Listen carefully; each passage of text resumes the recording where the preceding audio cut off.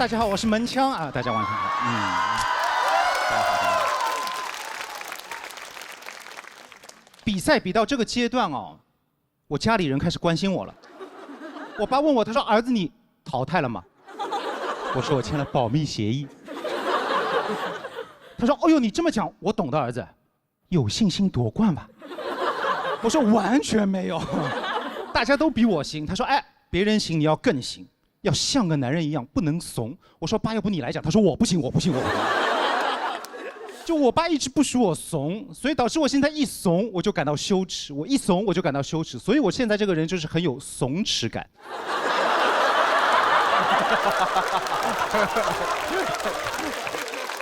一个谐音梗。哎，我这种朝气蓬勃的羞耻感啊，就是从小培养的。当我还是一个小次郎的时候呢。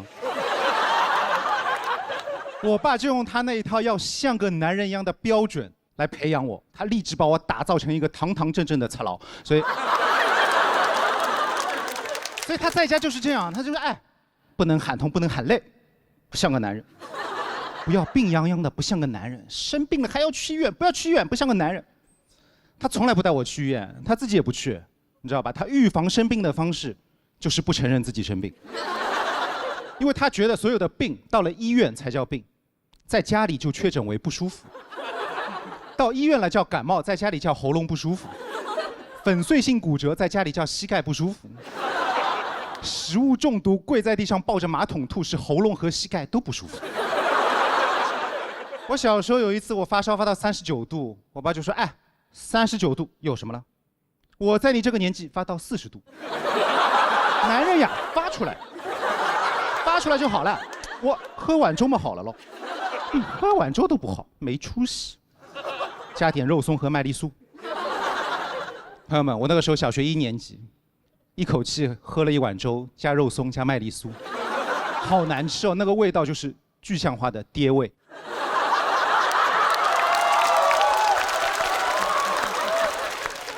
他就是不带我去医院，还好我后来出息了，我发到了40度，但是他紧张啊。因为我神志不清，你知道吗？我那个时候烧到神志不清，我看到每一个人都叫爸爸，他就受不了。父爱如山啊，零下2、3度的天，凌晨4、5点钟，他终于把我抱了起来，放到了自行车后座，蹬了40分钟，蹬了40分钟，我们2个人终于来到了静安寺门口，冲到最里面，找到菩萨。哎，那个时候我发烧发到40度，我爸骑了40分钟自行车，我们2个人跪在那里，自己头上就在冒烟啊。菩萨可能都懵了，他说：“哎呦，这家人香火好旺啊！”我就问我爸，我说：“爸，你为什么不带我去医院，要带我来静安寺？”他说：“哎，你是我求这个菩萨求来的，现在你出问题了，他要负责的。”菩萨可能也是第一次遇到这种售后客诉事件。我爸质问神仙的样子真的很像一个男人，而我跪在那边脸红心赤的样子真的很像一个赤佬。所以在我爸的影响之下呢，我长大后到现在为止总是时刻刻意的很表现的阳刚，到现在还是这样。前2天我去按摩，我被师傅按摩到痛死了，那个师傅把我按到痛死，但是我羞于叫出声，你知道吧？但生理上又控制不住。所以就从我的胸腔里面发出了一种，不能说是呻吟吧，更像是被按在生死边缘摩擦的声音。哎，师傅说：“你痛吗？”我还没用力哦。哦，他还没用力哦，朋友们，那个房间3平米，2个人1张床，他没用力，我痛死了，这不是见鬼了吗？我很想搞清楚到底是怎么痛。所以我就用尽全身的力气，就这样转头转过去看，这个动作很危险，大家不要学。我是练过的，小时候考试作弊，然后就，他整个人的姿势是腾空，2个脚顶着墙壁，用手肘撑着我的腰 ，B-boy。我想我这是在被精油开个背吗？这个是精神小伙在我背上开个洞。哎，我很生气，他明明这么用力，还说是我的问题，所以之后我就知道怎么去回应他，怎么去对付他了。就是他按得我有一点点痛，我就叫，我就不内耗了，我就叫到他受不了，叫到他受不了，叫到他说，哎，你叫轻一点，我说，哎，我还没用力哦。后来我就反思，我想说，男人一定要刻意的时刻都表现得很阳刚吗？我觉得不用，我觉得男人应该也有很多面，怎么着都行。所以我的自媒体内容里面有很多反串的内容，数据特别好。哎，果然我这个人啊，太像个男人赚不到钱，所以我就化了大浓妆，贴假睫毛，然后戴假发。我爸一开始很生气，他说我要跟你断绝父子关系啊，你怎么不像个男人？后来数据越来越好，他说，哎，你这条视频偷懒了。妆没有上一条浓，怎么像个男人？我很担心这样发展下去，他会求我给他安排一个角色，帮他化个妆啊，让他演我婆婆。我爸就是这么现实，像个男人一样。真的，现在做了自媒体，我觉得我们不应该被单一的价值观或者那种评价体系所束缚。我现在的宗旨就是人不好我，我不好人；你不好我，我好得很。如果让我再有机会回到当时那个静安寺我发烧40度那一天，我很想放下内耗和羞耻感，我想跟我爸说，我说爸，你看菩萨的姿势已经给了我们答案。他说是 yes OK 吗？我说不是。我说菩萨看着自己的3个手指甲是让我们都去3甲医院看看。谢谢大家，我是门枪。大家好，我是门枪。哎，哇，很高兴回来了，很高兴回来了。去年节目播出之后啊，生活发生了一些小变化，赚到钱了。哦。哎，我前老板还发消息问我，他说门枪你回不回职场？回职场，我连他消息都不回。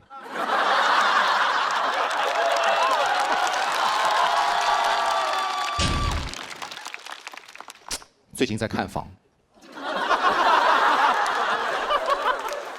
因为去年住奉贤实在是太远了，住在奉贤实在太远了。因为录节目，我想租一个近一点的房子。我最近就在密集的看房，很密集的看，在小红书上看。大家看过小红书上那些房产中介视频吗？啊，就视频开头有一个很帅的男的，穿着一个西装3件套。视频开头他会这样：猜猜魔都这样一套房子要多少钱？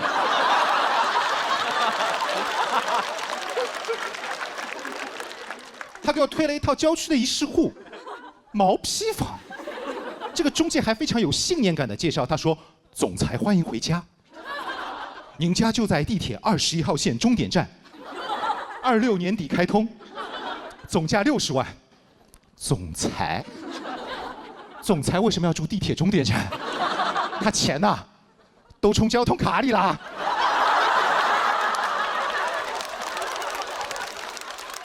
但不得不说，这个标价60万，我还是很心动。正好符合我的预算，我就收藏了这个视频。收藏完了之后，小红书封了，封了，一直给我推房子的视频。怎么说呢？我现在对上海的房市很了解，在网上啊，会把上海的房子根据房价分为3个等级，3000万以下的叫刚需。刚需什么意思啊？啊？我看中的那套60万的毛坯房。和别人2999万的房子一样，都刚需。这种感觉就好比我门枪和郭麒麟一样，都儿子。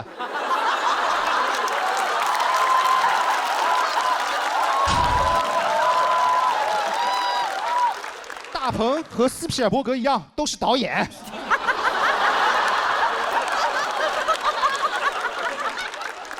3000万到1亿叫豪宅，1亿以上是顶豪。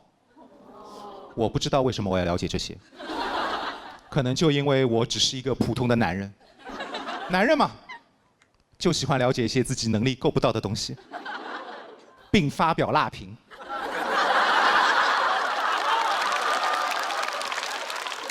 我身边朋友都这样。法拉利开起来不舒服。张伟丽打不过我。王嘉尔没有上海户口。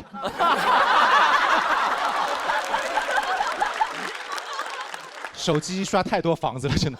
我感觉我的手机啊被我富养起来了。打开首页，全部是什么珠宝、腕表、香奈儿、游艇、豪宅、王嘉尔。啊，我明明只看中一个毛坯房，我的信息茧房却是个豪宅。我这个在我自己的信息茧房里发财致富了，这难道不就是作茧自缚？真的薅养起来了，真的肆无忌惮。一开始给我推的是猜猜这样一套房子要多少钱啊？前2天给我推了一套上海市市中心顶层大平层。视频开头是一个旁白，黑底白字，旁白是这样说的：他说，如果和珅还活着，在上海住什么房子？我心想，和珅这么贪，难道住贪城一品？我太好奇了，我就拉着我女朋友小陈，我说你跟我看看和珅住啥。然后视频首先映入眼帘的是一个90平米、270度江景欧洲古典主义装修的厨房。他给我介绍呢，他说我们这个厨房的墙面全是德国原装进口的，一面墙要60万。我心想，德国什么墙这么贵啊？柏林墙吗？这个，而且60万，朋友们，一面墙，这个数字很有针对性。60万，小陈说：“哎呦，门枪，我们这个房子也不是不能买啊，这个房子买完之后，我们家徒一臂。”然后视频从厨房走到饭厅，走了半分钟，还是快进。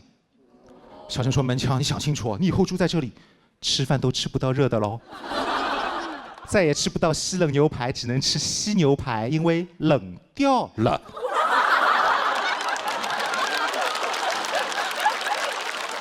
然后是这个房子的最大卖点，3梯1户。我的反应比你们还慢。我当时看完之后，3梯1户什么？3梯1户啊？为什么要3梯？为什么有钱人出门要3部电梯？啊，为什么？这谁住？这个房子只能给哲学家弗洛伊德住，要么给余祥宇住。啊，每次出门，每部电梯分别装着他们的本我、自我和超我。最后是这个大平层的售价1亿8千万，1亿8，我吓死了，我想要退出，手都在抖，不小心抖进了详情页。他给了我一个最优的购房方案，他说首付6000万，还可以啊，就2个刚需而已，分期30年，每个月还60万，60万，不知道你们是不是还记得，我一开始只想要买一套60万的房子。刷了几个礼拜手机，我现在每个月要买一套60万的房子。我感觉我被这个视频冒犯到了，有点被这个房子骂了啊！我怎么在我自己的信息茧房里都能被搞破防？我觉得不能只有我一个人破防，这也是我写这个段子的主要原因。严格来讲，这个段子不是讲给你们听的，是讲给你们手机听的。看到这里的观众朋友们，已经来不及了。下一次打开手机，你的小红书首页就是3梯1户和珅门枪，王嘉尔没有上海户口。听一段脱口秀，附赠一个信息茧房，主打一个防不胜防。谢谢大家，我叫门房，谢谢大家。大家好，我叫门枪。哎呀，现在出去跟别人自我介绍、参加活动，我说我叫门枪。他们都会很尊重我。他说：“门老师你好，你这个姓氏很少见。”朋友们，我不姓门，门枪是我的艺名。取这个艺名的意图很简单啊，因为脱口秀讲话需要大量的用到舌头，舌头在上海方言里就叫门枪。所以我出生在上海，我现在才叫门枪。我要是出生在北方，我现在就叫口条。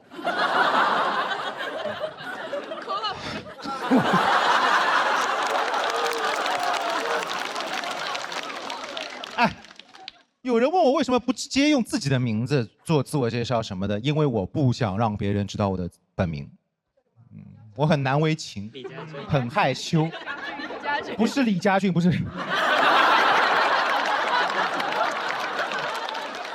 还有我的本名叫张冰洁，弓长张，冰清玉洁。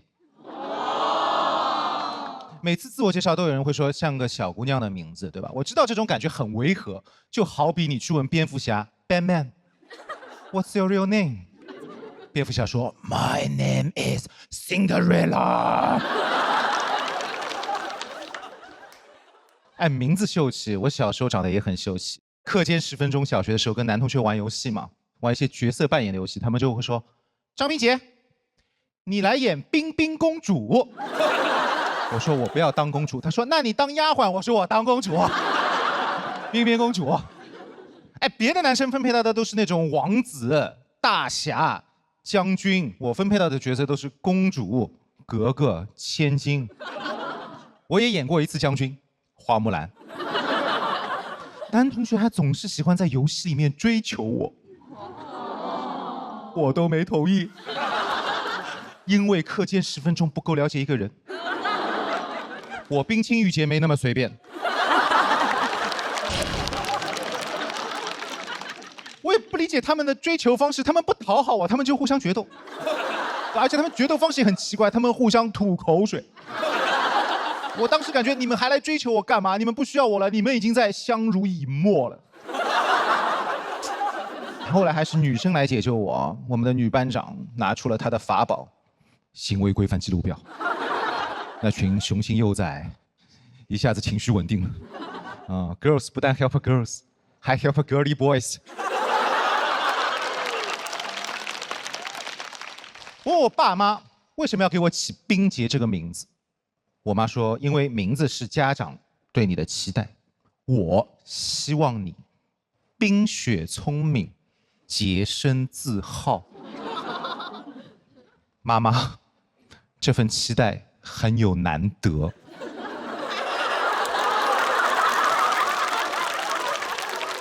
我转头问我爸，我说爸，你儿的名字这么小众，你没有意见吗？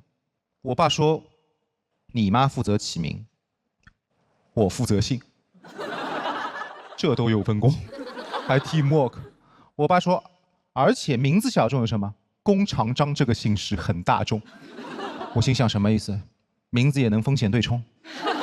我说姓张也不好，姓张太普通了。他说姓张不要太好，你不懂，张是天姓，玉皇大帝就姓张。张是唯一一个别人问你贵姓，你不用回答免贵的姓氏。当我傻子吗？啊！别人问您贵姓，我说老子贵姓张。玉皇大帝就姓张，不懂了吧？很有权力的，这就叫姓张力。我真的不喜欢我这个名字，我说我要改名字，然后我妈说你别觉得冰洁这个名字小。这份期待很大的，因为男人很难同时做到既冰雪聪明又洁身自好。我当时的第一反应不是鼓掌，我看着我爸，你到底做了什么？然后我爸，放心了，他只是不聪明啊。我长大了才懂我妈的意思。我上班当了 HR 之后，我发现很多男同事，尤其是男高管，都不太冰洁。10个男领导，7个傻，8个呆，9个不洁身自爱。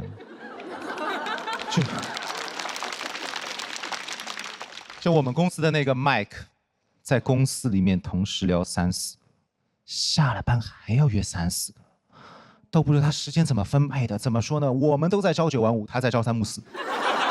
他都这样了，还跟新来的女实习生说：“我这个人就是被动，我注定孤独一个人。”哇，我是一个 HR， 是一个专业的 HR， 出于专业的素质，我不会因为私人事务给同事穿小鞋，仅限于同事期间。他会跳槽的，他会辞职的，辞职之后就涉及到一个事情，叫做背景调查。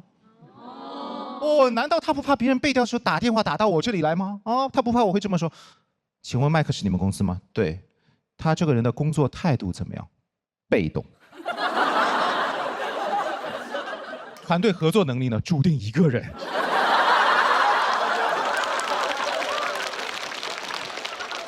那这个人有没有什么优势啊？我说，硬要说优势，时间管理。别说男同事啊，就连最应该注重自身形象的男明星也不太冰洁啊。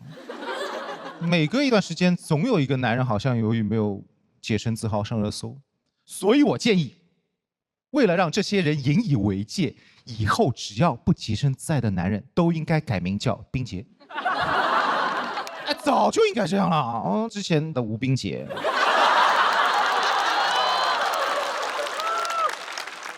金冰洁，还有那个什么肖冰洁。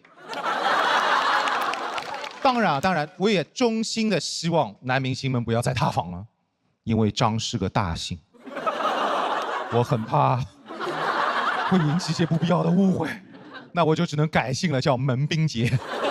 啊，张这个天性不重要，天性纯良比较重要。其实不单是男的，冰雪聪明和洁身自好是对人类我觉得思想和道德最美好的期待了。但是大家一听就觉得冰洁这个名字应该是女生的名字，是不是对女的要求太高？是。哎，这么好的期待，怎么能都让女生占了呢？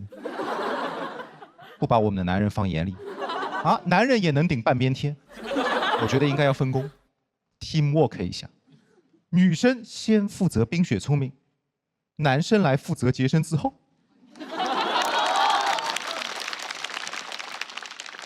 大家以后啊，千万不要再夸男生专一了，因为我们只是做了每一个男孩子都应该做的事儿。谢谢大家，我是张冰洁。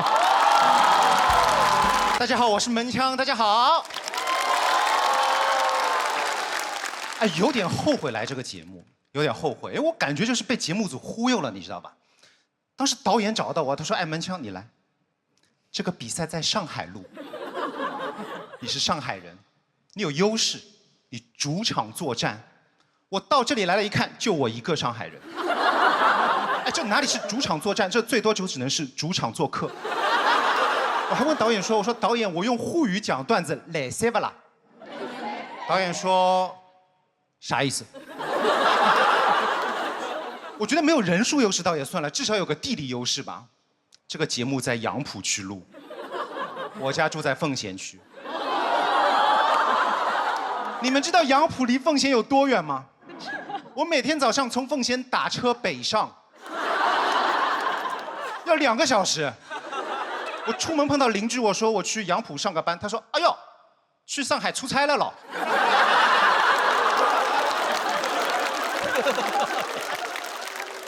而且我特别害怕节目这种陌生环境，因为我很怕不能融入，你知道吧？我很怕不合群，很担心被排挤。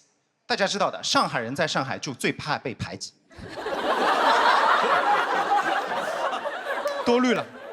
来到这里，很多演员都很亲切地问候我，他说：“哎，门枪，你辛苦了啊，辛苦你一个上海人要排挤我们这么多人啊。”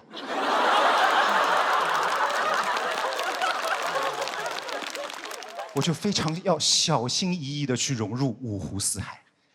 我观察了一下，东北演员特别多，于是我用出我的毕生所学的东北话去搭讪他们。我主动给他们推荐我们上海的本土的传统美食——咖啡。我用东北话推荐，我说：“哥们儿，这咖啡老好了，哐哐炫啊炫！啥喝了睡不着了啊？你就是没喝到位，再整点，再整点，透一透。”我现在在这个节目有个昵称“咖啡蒙子”，我知道这把稳了。有昵称说明表示亲切，融入成功，手拿把掐。不单录节目，我感觉我这一辈子一生都是在为了合群而如履薄冰。我当时刚毕业实习，去外企实习，我也很难融入，因为我发现同事们都会讲一些我很难理解的散装英文。我实习第一天就听到2个同事在茶水间聊八卦，我给你们学一下。Well， 侬晓得不啦 ？Jonathan， 当爸爸喽，儿子昨天出生了，儿子3100G。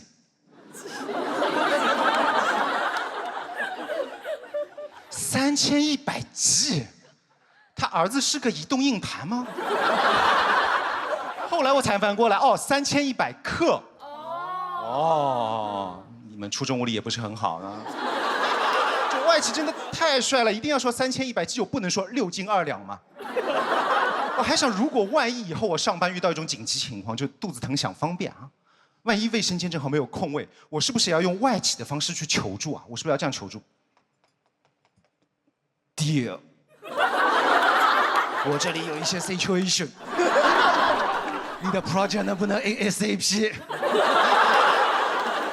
求求你给我点 feedback， 我真的要到我的 deadline 了。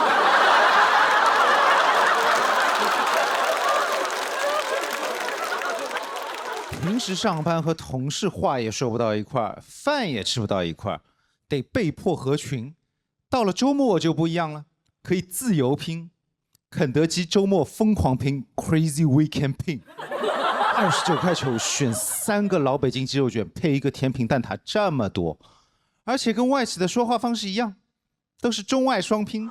上班在 office 拼累了，周末就来 KFC 拼。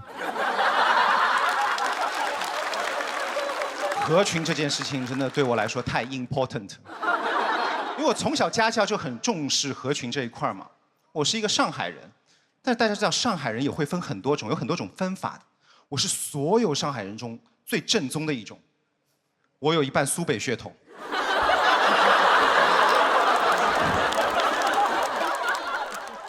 这个主要是继承自我的嗲嗲。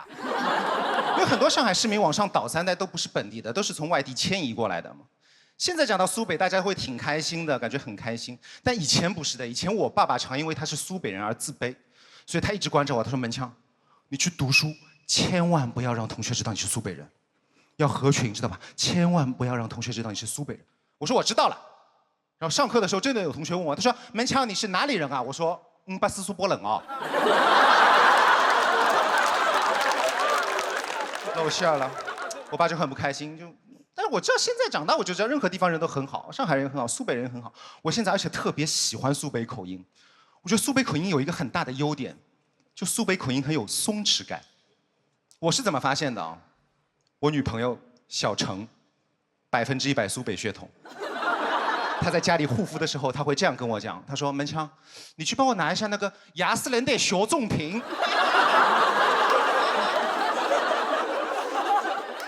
雅诗兰黛，哎，雅诗兰黛听起来不贵了，朋友们，20块钱一瓶。过一会儿他可以刷短视频，现在很多短视频都炫富的，他刷，他说：“哎呦，什么时候我也能住进汤臣一品啊？”到汤臣一品我还听得懂哦，毕竟我50%苏北血统。出门时候他跟我讲那个我实在听不懂，他说：“门枪，你去帮我拿一下那个可可。”我说：“什么可可？是口罩吗？还是奶茶吗？”他说：“不是的，是那个香水 Chanel 可可 No.5。”当他如此气定神闲地说出以上这些话，老实讲，我被迷住了，我也被治愈了，你知道吧？他那种完全不在乎、完全做自己的那种态度，怪 so amazing。就我发现，原来小心翼翼的合群，就不如开心的自己做自己嘛。用自己的声音讲自己最想讲的，我也觉得这是这个话筒的意义，这个麦克风的意义。所以就爱咋咋地，祝大家的段子都嘎嘣脆。祝大家所有的人的表演都令人五迷三道，贼咔咔炸场。我今天舞台的时间也到 deadline 了，谢谢大家。大家好，我叫门敲，哎，大家好。哇，刚刚有点温情，我都不知道怎么讲，因为我接下来就是把家里人吐槽个遍。然后，朋友们想要疯癫很简单，多跟长辈相处就行。真的，我发现跟长辈沟通太难了，我无法跟他们解释我的职业。我说我是 HR。所以知道员工的工资，他们理解为我知道所有人的工资。在他们眼里，我有超能力，我只要看这个人一眼，这个人头上就会冒出他的工资数字，你知道吗？所以过年的时候，从来没有人问我赚多少，都是通过我打听别人赚多少钱。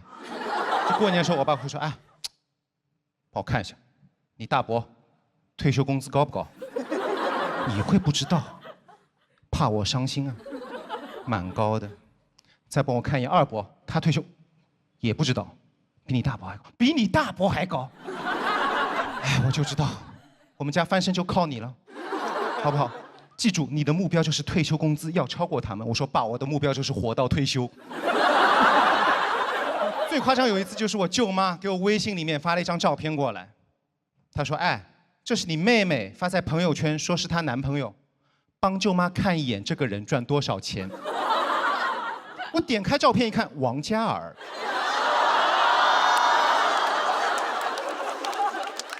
我说舅妈，赚挺多的，你可以享福了。舅妈说不愧是 HR 啊，随便问你一个人都认识。再跟舅妈讲讲这个人怎么样，这个人有没有什么优缺点？我说你不要害我，没有缺点，全是优点。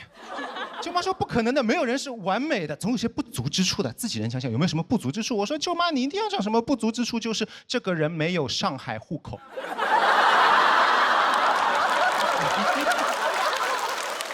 舅妈说那不行，我不同意，我不同意你妹妹跟他在一起。我现在就是跟你妹妹说，叫她不要做梦了。我说对的，叫她不要做梦了。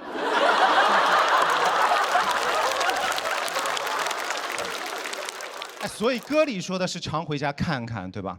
重点就是看看，千万别老在家待着。因为常在家待着一定会发疯的。我最近就是在家太久了，我发现啊，我爸有点讨厌我。哎，可能说讨厌有点严重了，毕竟我们是中华民族，对吧？很讲究亲情的，血浓于水，对吧？我爸恨我。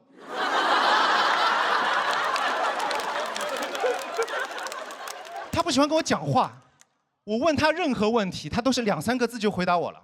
我最近在学烧菜，因为我是一个做菜新手，我做到一个特别高端的菜，我不会做了。我说爸，这个番茄炒蛋，这个番茄怎么弄？煸一煸。我说什么叫煸一煸？哎，你们做过菜可能知道，我没有做过，上中国菜还能煸一煸呢？番茄怎么煸？从大到小煸。我说爸，什么叫煸一煸？他说，煸一煸，就是煸一煸。这里有点丑化我爸了，对不起。他不是这么说的，他用的是上海话，逼也憋。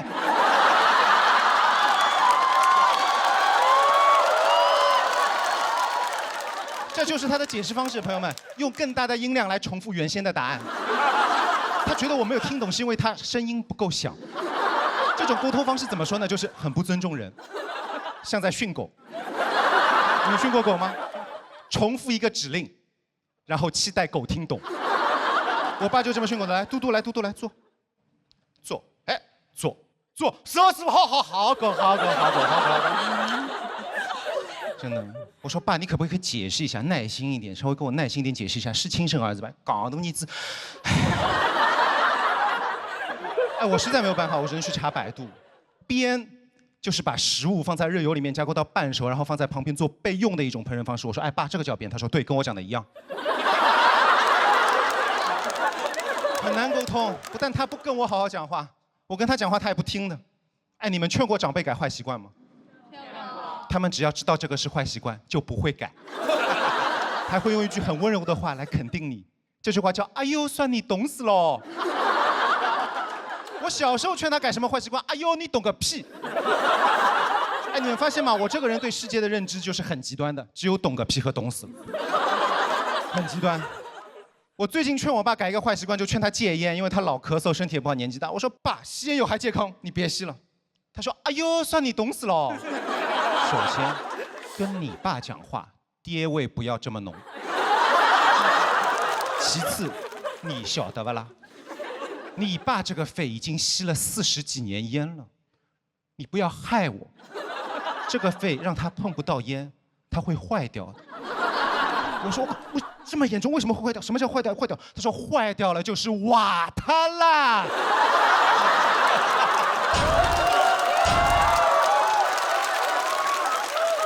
暴力沟通真的会让人发疯的。哎，我以为不在家，去上班在职场好一点，没有。老板讲话我依然听不懂。我是个 HR， 我帮老板招人，我给他招的人、推荐的人，他总是不满意。问他原因，他也不好好说。有一次一个人面试没有通过，我问他原因，他说：“哦，这个人都挺好的，就是没有什么感觉。”我说：“没有什么感觉？”我差点气得说出那句包办婚姻的名言。我想说，感觉不是可以培养的吗？感觉。然后我还得跟那个面试的人去沟通，我不知道怎么讲，我就过2天我就发微信给他，我说：“刘先生你好，面试过去2天了，你感觉怎么样？”他说我感觉很好，我想完了，那我只能做个好人，给他个台阶下。我说哦，我们公司对你也很有感觉。对了。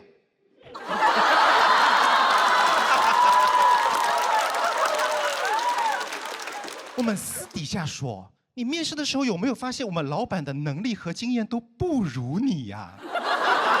他说哦，被你这样一说，好像你们老板是有点不懂装懂。我说不懂装懂吗？你懂的呀。朋友们，微信聊天的时候你懂的呀，后面一定要跟着这3个表情，对方就一定会懂。就是哎，你懂的呀。刘先生就懂了。刘先生说哦 HR 谢谢你，我们之后有机会再合作。我说好的，没问题。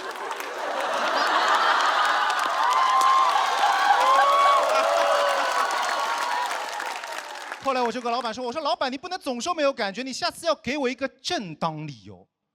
他说我没有，你想一个。我说我想不出。他说你必须想一个。我说我实在想不出。他说那你实在想不出，你编一编。大家好，我叫文强，大家好。我是一个 HR， 人力资源啊，失业了，现在就只能做全职的短视频博主。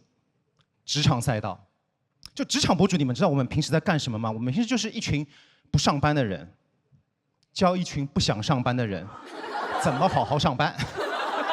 这就是我们的工作。但是其实我也不想失业。我今天就聊一下去年辞职的经历，朋友们。去年公司新来了一个总裁。他总裁员，他裁员理由也很离谱，我无法理解。有一次他跟我说，他说门枪，你去帮我把阿曼达给裁了，因为阿曼达性格内向。阿曼达是个财务，我觉得财务还是性格内向一点比较好，因为如果财务很外向的话，老板很有可能进去。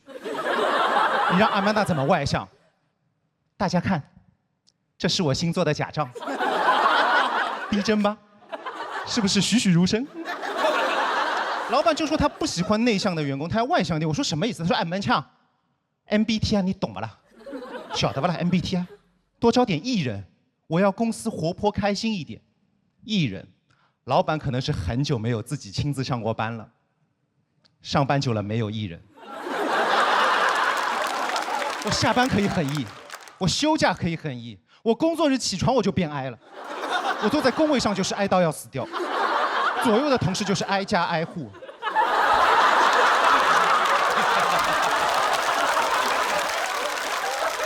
艺人，他一定要艺人，整个公司就一个艺人，就老板自己。老板怎么能这么艺？他怎么能这么艺？我有一个想法，保证让所有人都开心，全公司小涨下去团建。还是老板想的周到。上了这么久的班，干了这么久的活，难得休个假，谁不想和老板好好待在一块儿呢？我感觉他不单意，他还很寂寞，他就需要有人陪着，难怪他开公司呢 ，company。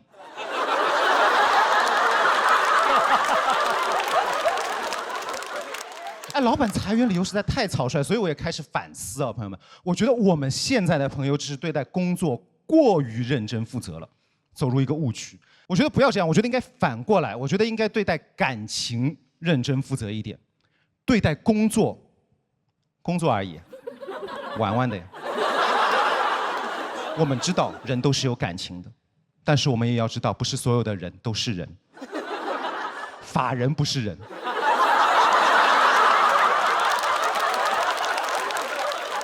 千万不要在职场做纯爱战士，让我们做职场浪子。就是玩，趁着年轻多玩几家公司，等到年纪大了玩不动了，找个老实老板交社保可以了。哎，不止态度随便，我觉得嚣张一点会更加快乐。最理想的工作状态就是我离开公司3个小时，总经理问我门枪你去哪里了？面试。总经理刚想生气，副总经理还得劝，哎。算了，员工嘛，都这样，知道回来就好啦。门枪，你别傻站着，表态，服个软。我说，对不起，又不是我主动。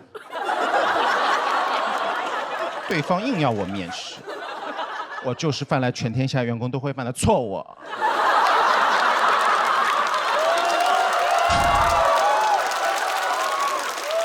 当然这都是幻想，现实就是老板每次让我裁员，我都下不去手，他还 PUA 我，他说门枪 HR 就是要做坏人，因为坏人的缩写是 HR。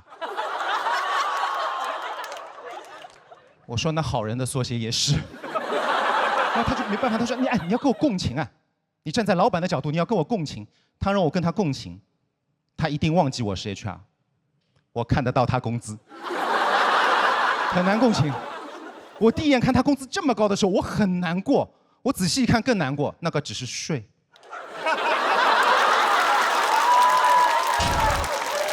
我觉得人和人之间是需要共情的，这个我能理解。但是共情的前提是要关系微微发酵，微微发酵的关系使人心情愉悦，就像统一无糖春福绿茶一样，微微发酵，缓缓生香。作为一个上海人，我可以没有咖啡，但是不能没有这瓶有腔调的绿茶，老嗲了。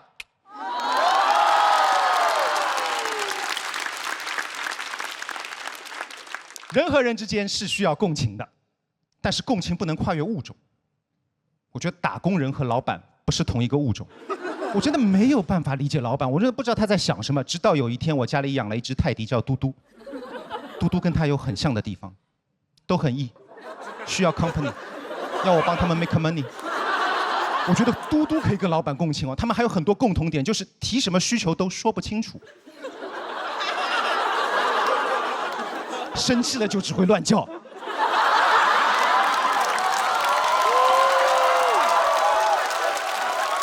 所以在他莫名其妙裁员的时候，我就跟他说我不干了，我辞职了。我跟他说 HR 不是好人的缩写，也不是坏人的缩写。此时此刻我要跑路了 ，HR 的缩写就是哈哈 wrong。谢谢大家，我是门枪。大家好，我叫门枪。大家好，大家好，大家好。自我介绍一下，我叫门枪。是一个 HR， 最近正在找工作，所以我很多失业的朋友一样，我们就拍拍短视频。但是我拍短视频还是有一些成绩的朋友们。去年底的时候被邀请去参加了一个活动 ，GQ Man of the Year， 被评为了年度风云人物，朋友们。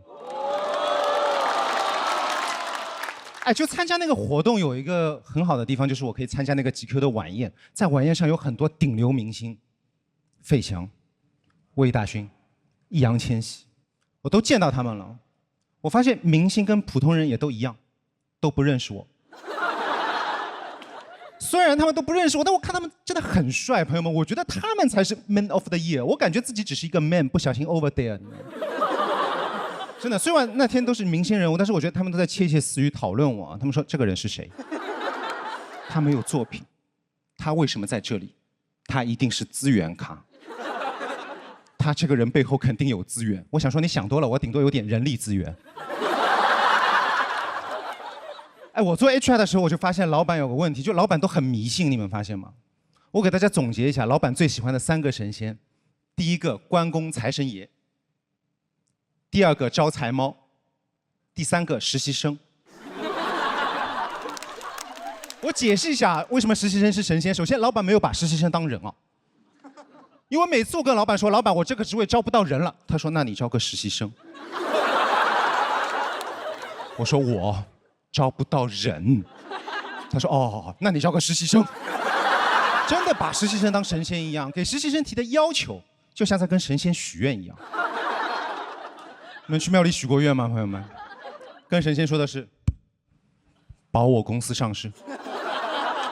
跟实习生讲的是，帮我把公司干到上市，并且还不能迟到早退，还要陪我开会，还要帮我买咖啡。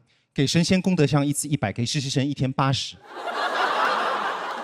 朋友们，活更多了，钱更少了，很符合我们公司的理念 ，less is more。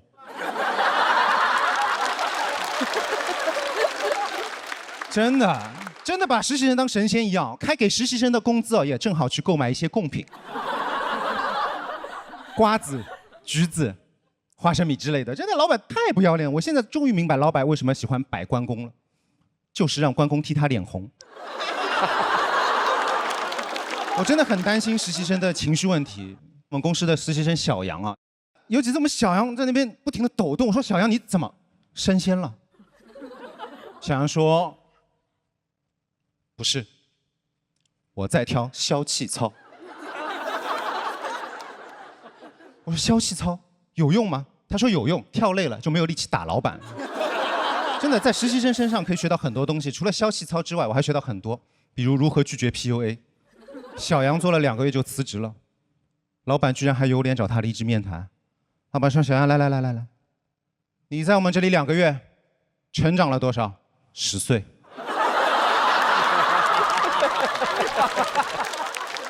有没有收获？节。老板就有点生气，老板说：“哎，你们这些年轻人就像吃不起苦。”他说：“去你的！不要来 PUA 我。我妈跟我说过，上班就是爱吃苦的孩子有苦吃。”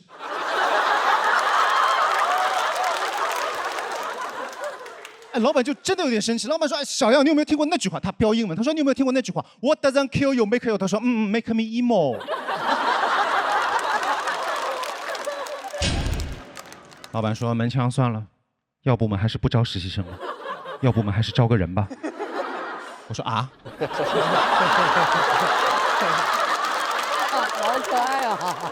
真的招人，哎，招人真的是我做 HR 最喜欢的一个部分。招人很有意思，因为招人一直可以听到公司里面那些职位很高的人讲一些智商很低的话，他们总有千奇百怪的理由去拒绝我给他们推荐的人，星座不好，八字不合。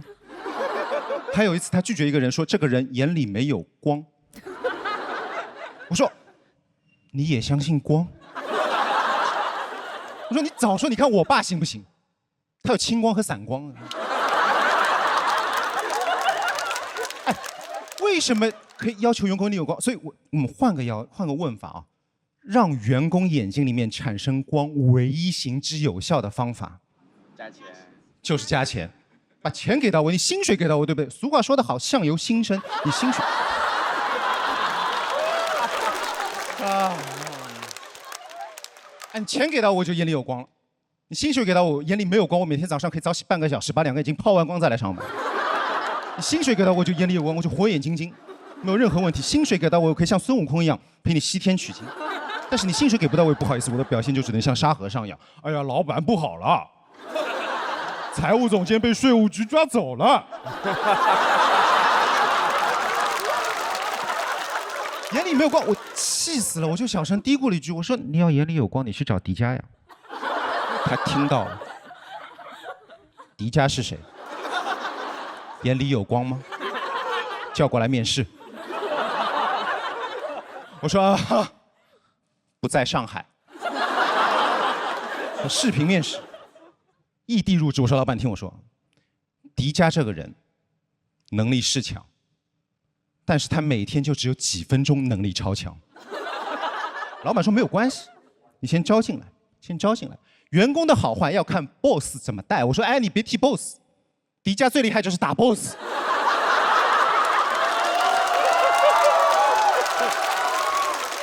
虽然听起来很荒谬，但是朋友们，这就现实。就再优秀的人才，有可能就是找不到工作，就是因为老板的问题。所以我现在出去找工作，没有成功，我心态很好，就是老板不配。你看迪迦到我们公司来，没有获得实习的机会。所以我也希望就是在座如果大家有在找工作的话，以后或者找工作都是可以遇到一个很好的老板，也希望所有老板可不可以珍惜每个打工人。谢谢大家，我是文强，谢谢。